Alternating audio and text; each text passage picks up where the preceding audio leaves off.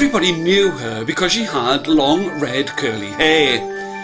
And now, on this cold snowy night time at the end of October, she looked down from where she was bouncing up and down on her trampoline. She could look down and see the dustbins. There were lots of dirty cans all by the side of the dustbins. But she was jumping on the trampoline, on her front lawn, up and down, and sometimes her hair was sticking straight up from the top of her head, but she loved to be there. In the distance, she could hear that there was a police car. It wasn't making a lot of noise, but she could see its lights on the top of the car, and she could see the policeman inside of the car. And just then, the new alarm clock inside of the house was telling her that it was time for tea. She knew that it was time to go in because she had things to do that night.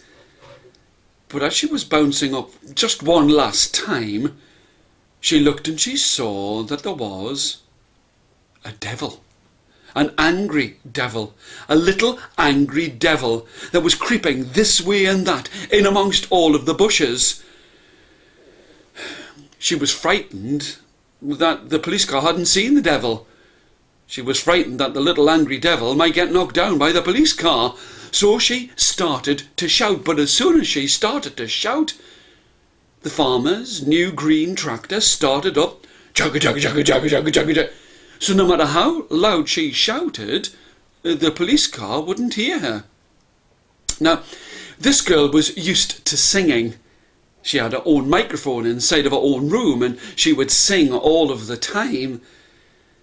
But no matter how much she shouted, how much she screamed and yelled, the police car couldn't hear her, for the noise of the farmer's tractor, and the little angry devil was getting ever closer towards the car. But she didn't wait. She ran upstairs, she grabbed hold of a torch, and as she bounced up and down on her trampoline, she waved the torch this way and that, and the police car spotted it, and the police car stopped.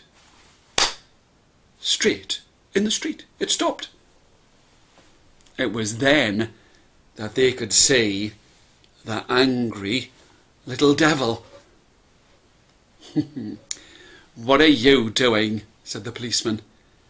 And the angry little devil reached up towards its mask and pulled it back, and she could see that it was a little girl, much younger than her, who was out trick-or-treating, because it was Halloween, and that was what the alarm clock had rung for, to tell her it was time to go inside to get ready to go out trick-or-treating.